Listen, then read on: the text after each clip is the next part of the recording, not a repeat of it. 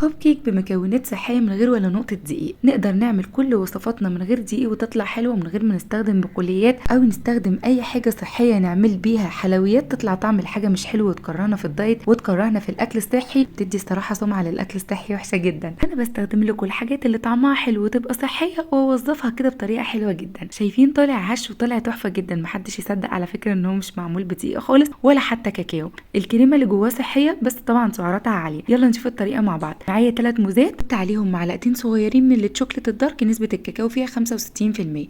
انا كنت مسيحاها في الميكروويف بس مسكت نفسها طبعا عشان الجو ساقع، وضربتهم مع بعض كويس في الخلاط لحد ما قام القوام معايا سايل زي ما انتم شايفين. طبعا انا عملت كمية كبيرة لان كنت عايزة اعمل 8 قطع. بعد كده حطيت عليهم بيضتين بدرجة حرارة المطبخ، وما حطيتش طبعا فانيليا لان كده كده الشوكليت هتضيع ريحة الزفارة خالص. اديها تقلبتين كده لحد ما يختفي البيض تماما. اهم حاجة تتأكدوا ان البيض اختفى تماما. اختياري هنحط 4 معالق كبار من جوز الهند. هي الوصفة اصلا مش بجوز الهند بس انا بحب اضيفه في الوصفات، بيدي طعم حلو جدا. احنا نقدر نستغنى عنه ونقدر نستخدم سوداني مجروش او ممكن ما نستخدمش اي حاجه خالص، وكفايه علينا الشوكليت والموز والبيض هيعملوا معانا احلى كيكه. بصوا القوام بيبقى تقيل وبيقطع كده، يا تحطوها بقى كلها في قالب واحد يا اما تحطوها في قوالب الكب كيك زي ما انا عملت كده وعملت 8 قطع كبار. عايزه اقول لكم ان هي حلوه جدا ان هي تتعمل على نظام حصص. خش بقى فرن مسخن مسبقا على درجه حراره 180، هتقعد بالظبط 15 دقيقه وتطلع مستويه. بعد كده هنطلعها نسيبها تبرد ونزينها بقى بالشوكليت او ناكلها كده او نحشيها من جوه كريمه. عايزه اقول لكم ان الوصفه طلعت حلوه جدا وحلوه كمان للاطفال، بدل ما تشتري لهم اي حاجه من بره تبقى غير صحيه. بس كده صحتين وهنا.